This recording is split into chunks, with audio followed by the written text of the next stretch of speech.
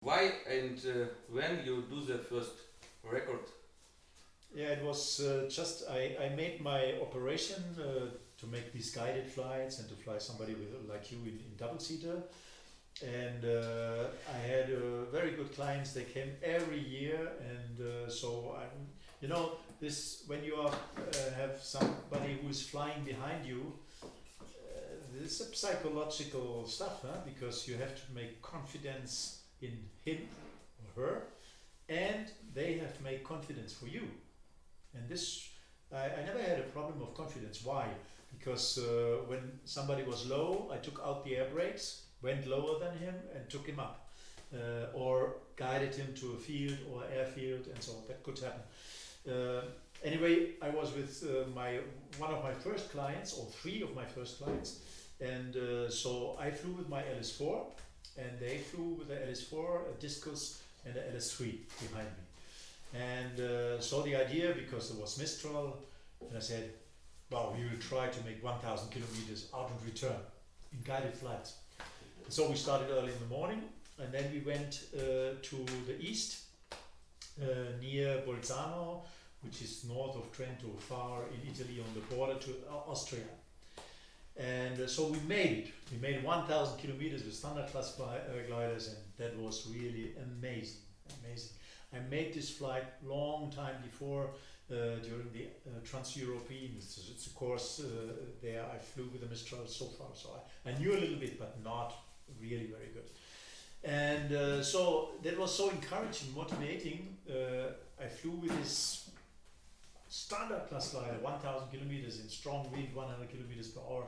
Wow! So we could start at 6 o'clock in the morning. And then some weeks later, I had a pure glider, a Nimbus 3DM. And once again, the same situation. Wow! Yes, and then I remember always, we had no moving maps at the time, so we had the maps. They had these 500,000 maps, ICAO maps, and then there were three maps, and then I measured, and then I said, oh, it's only 1,400 kilometers. And then the guy who made the FIE commissar, the official observer, he looks at me, Klaus, 1,400 kilometers is a lot. Okay, because the mountains were finished. It was really funny because I said I have a Nimbus 3DM now, which is much better than the LS4, but it's not possible to go further because it's finished the mountains. So anyway, we started at 6:20 in the morning, and this was really one of my most beautiful and challenging flights.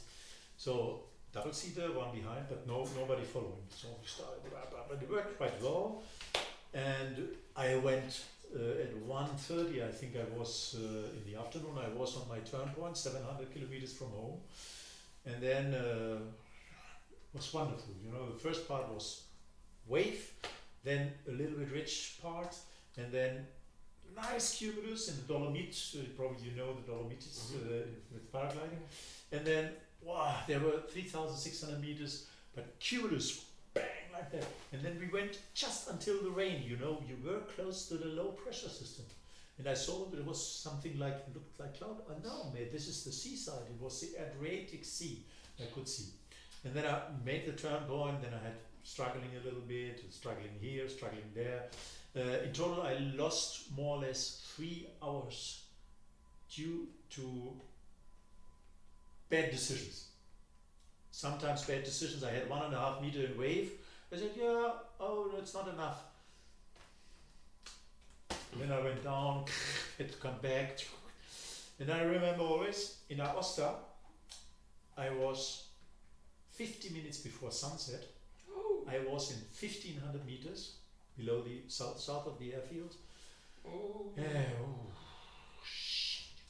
And then I made ridge soaring, Monte Emilio, south of the airfield. 1,800. It was a huge cloud in the middle of the valley, but we struggled a little bit to climb because the wind in the lower altitude was not so strong and more western, parallel to the valley. So, and then I said, if I have 5 meters, probably I can do it. So 3 meters under the clouds, it was a rotor, 5 meters. And we landed in Sarre 28 minutes after sunset.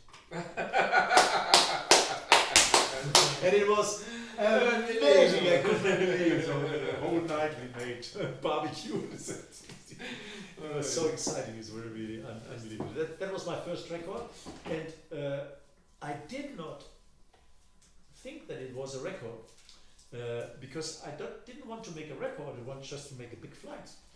And then somebody said, "Yeah, it's quite a long distance."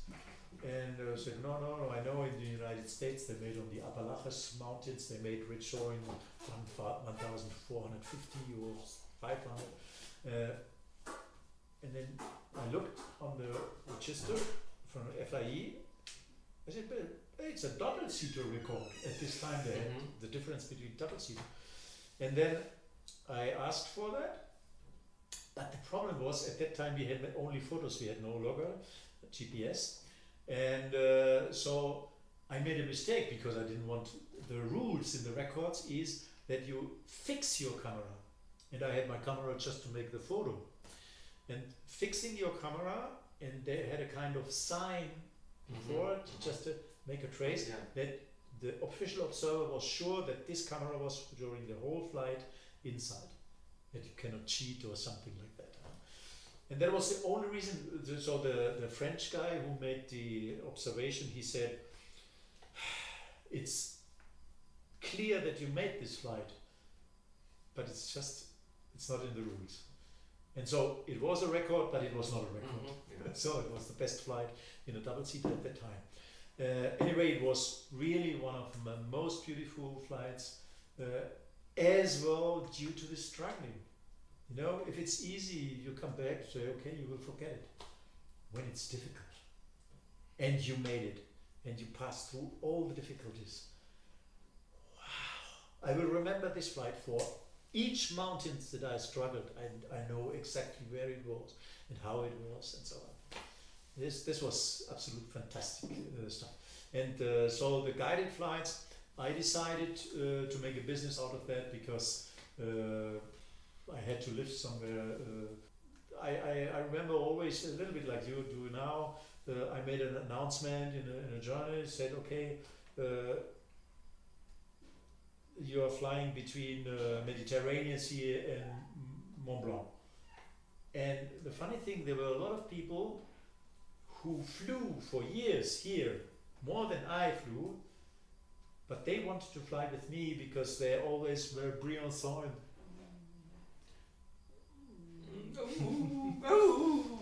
No. And then they flew with me and then went there. The clients I spoke about, they were very good. Huh? And I told them always, yeah, but why you are flying behind me now? You know everything. I tell something and say, okay, we know. And say, you can fly alone, you don't need me. I said, yeah, but you have always something new. Yeah. You make something different, and that's why we're here. And we are in holidays. So we don't want to have stress. You are the boss. That's very funny. So. And you start flights with student in Pumasson.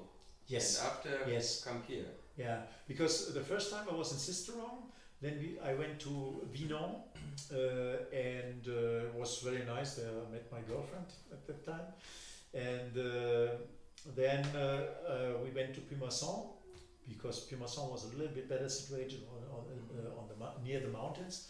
It was sometimes a little bit difficult to come from Vinon to the mountains, especially in the later year. So in September it's a little bit difficult.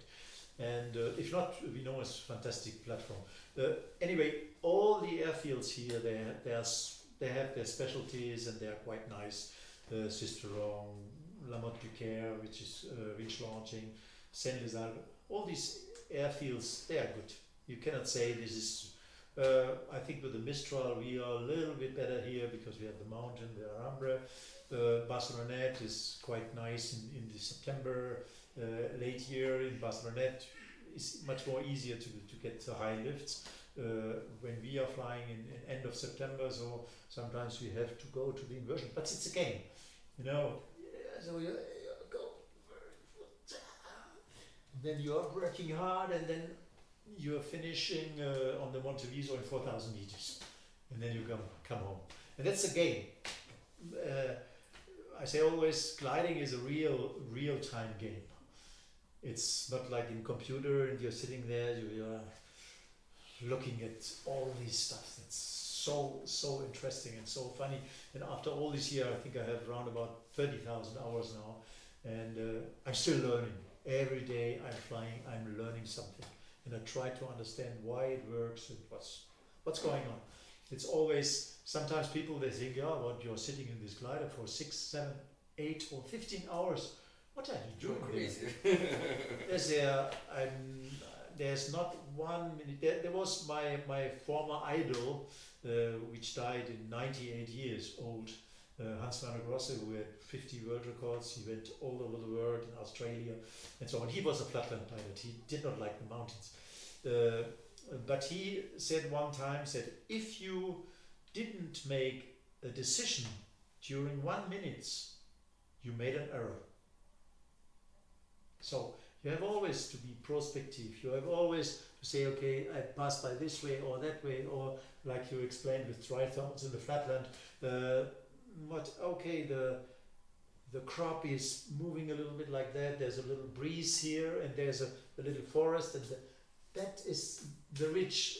It's not forest, but it's like a ridge, and there it could start. Or you have a little bit more wind, and in the protection behind the forest, there the lift could start because you have a little bit wind, and if you have bad thermals, then you need a kind of reservoir that there's a little bit more heat, and then that makes a lift, and it's clap in the lee of the forest, even in the flatlands. Or there's a small hill, a very small hill. This is the trigger point where you can take the lift.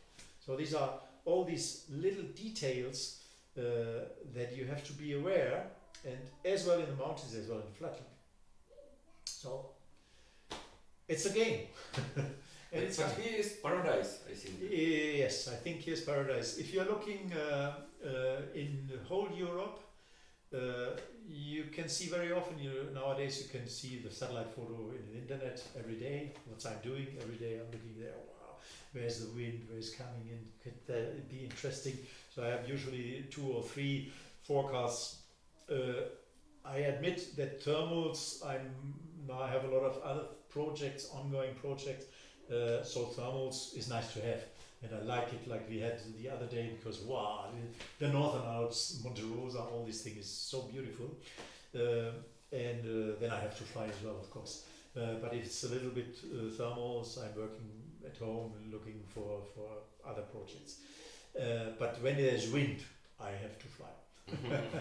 And there's an interesting situation going to Italy or going to Spain, and the last 2-3 years, I tried to connect the different mountains together. So the Pyrenees or the Cantabric, very far in the west, the Cantabric Pyrenees, then Biarritz and the central part of, and to connect it with Central Massif and the Alps, or probably from here to going to Corsica, or to going to the Apennine, to go down to Italy.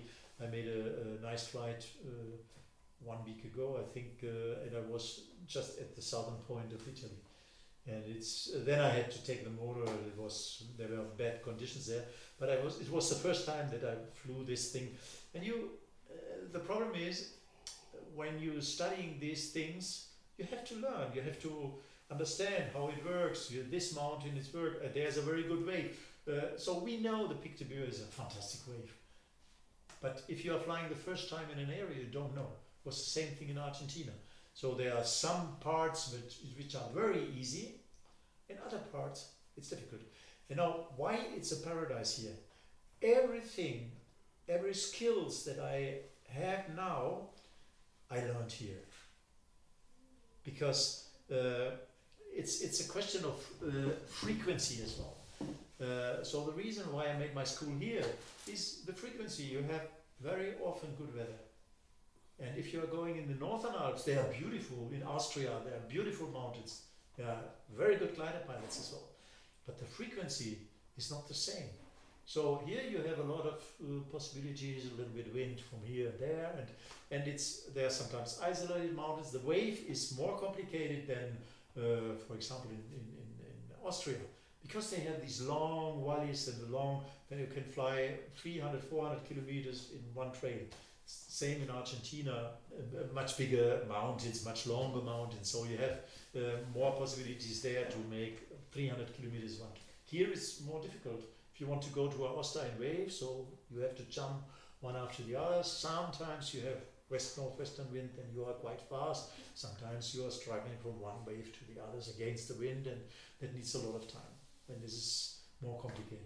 Once you have passed Aosta, then there's once again a little bit more easier in the waves. But anyway, that's so it's even with a lot of hours, you learn every day something. Small things sometimes, and you understand more and more.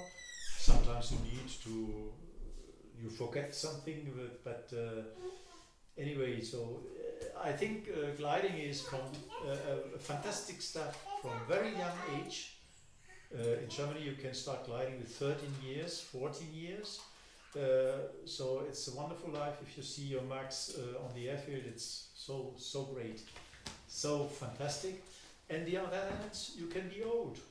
You know, my idol Hans-Werner Grosser, he died at 98 years. He stopped gliding with 92 years, and he made with his big ship, ETA, 30 meters wingspan. He made still flights up to 800 kilometers, 800 kilometers.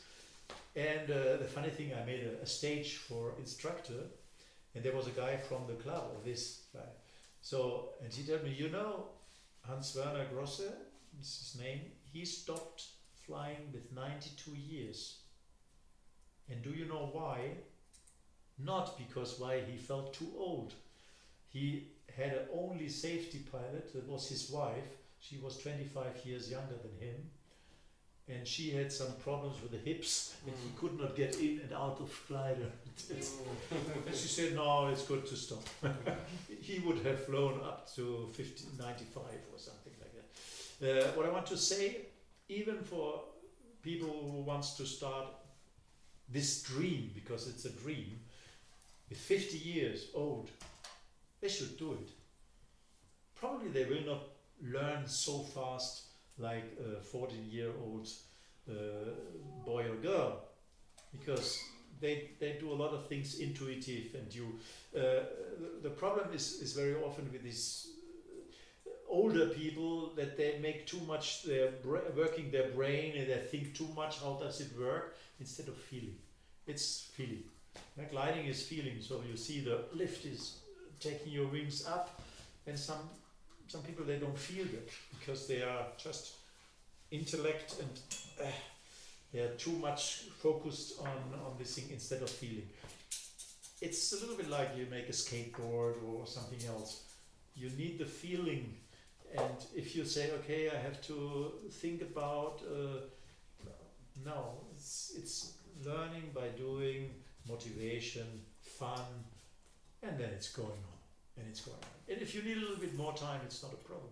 It's not a problem. So gliding is a fantastic sport between 14 and 90, I would say. Klaus, and about Argentina, your record in Argentina, because it's a lot of people ask, oh, gliding, do you take off and after whoosh, and boom, and how much kilometers you can do? So my teacher do 3,000 kilometers. It's yeah, so world record. When you plan this, and how much time you need for trials? yeah. So I have a number about that. It's usually 4 years. 4 years. Yes. When I have a new project, I hope that I will realize here what I wanted to do 3 years ago. So I spoke about these connections between the different mountain ranges here in Europe, the Pyrenees, the Central Massif, the Alps, and or the Apennine in Italy, or even up down to Greece. So usually you need to study it, and that is one of the reasons why you need a certain weather frequency. If not, you need more time. I'm sure that I'm speaking about wave flying, especially wave flying. Yeah? So that's what I'm interested, because the